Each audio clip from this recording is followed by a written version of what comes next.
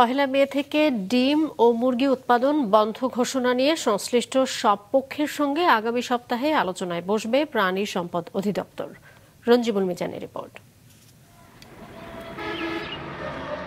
গাজীপুরের কালিয়াকৈরের বাসিন্দা শহীদুল ইসলাম বছর খানেক আগে লাখ 2 টাকারও বেশি খরচ করে শুরু করেন ব্রয়লার মুরগির খামার। খাদ্য আর বাচ্চার বাড়তি দামের কারণে এক বছরেও লাভের মুখ দেখেনি এই ব্যবসায়ী, ফলে কমিয়ে দিচ্ছেন ব্যবসায়ের আকার।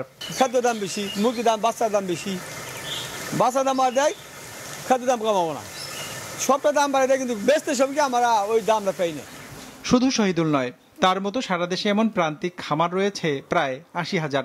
এর বাইরে কয়েকটি বাণিজ্যিক প্রতিষ্ঠান ডিম আর মুরগি উৎপাদন করে। খামারিরা বলছেন, বাজার নিয়ন্ত্রণে বাণিজ্যিক প্রতিষ্ঠানগুলো দাম কমিয়েছে এসব পণ্যের, যার প্রভাবে গেল 2 মাসে তাদের আনুমানিক ক্ষতি হয়েছে 1,260 কোটি টাকা।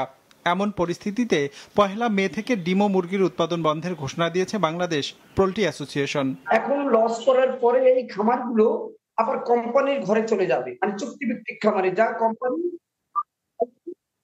প্রচারণা চালাচ্ছে যে কিভাবে তারা কন্ট্রাক্ট ফার্মিং এর মাধ্যমে লাভবান করছে। মূলত তারা পুরো সেক্টরটাকে দখল করার জন্য, নিয়ন্ত্রণ করার জন্য এই ফাঁদটা। প্রান্তিক খামারিদের দাবিকে উদ্দেশ্য প্রণোদিত বলে মনে করছে বাণিজ্যিক প্রতিষ্ঠানের প্রতিনিধিরা। তারা বলছেন, রমজান ও এর পরে এসব পণ্যের চাহিদা কম থাকায় দরও কিছুটা কমেছে। দাম কম নিয়ে অপপ্রচার চালাচ্ছে একটি পক্ষ। টোটাল উৎপাদনের, সেটি মাংস বলেন, ডিম বলেন, 10% কর্পোরেটরা উৎপাদন করে না, 90% প্রান্তিক খামারিরা করে। সেখানে কোনোভাবেই কর্পোরেট ফার্মাররা, কর্পোরেট ব্যবসায়ীরা বাজার নিয়ন্ত্রণ করতে পারে না। প্রায় এই ধরনের কিছু পেন সৃষ্টি করে বাজারের থেকে কিছু উল্টো ফায়দা নেওয়ার চেষ্টা করে কিছু কিছু পক্ষ। এমন অবস্থায় পোল্ট্রি পণ্যের জাতীয় মূল্য নির্ধারণের নীতিমালা গঠন, কন্ট্রাক্ট ফার্মিং নিষিদ্ধ ও কর্পোরেট সিন্ডিকেট ভাঙ্গা সহ 10 দফা দাবির কথা জানিয়েছে খামারিরা। এ নিয়ে আগামী সপ্তাহে সংশ্লিষ্ট সব পক্ষের সঙ্গে আলোচনায় বসবে প্রাণী সম্পদ অধিদপ্তর।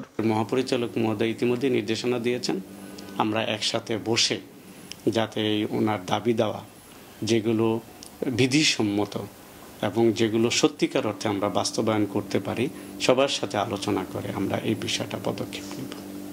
এদিকে রাজধানীর বাজারে মুরগির দাম কমলেও বাড়তি ডিমের দর। রঞ্জিবুল মিজান, মাছরাঙা সংবাদ, ঢাকা।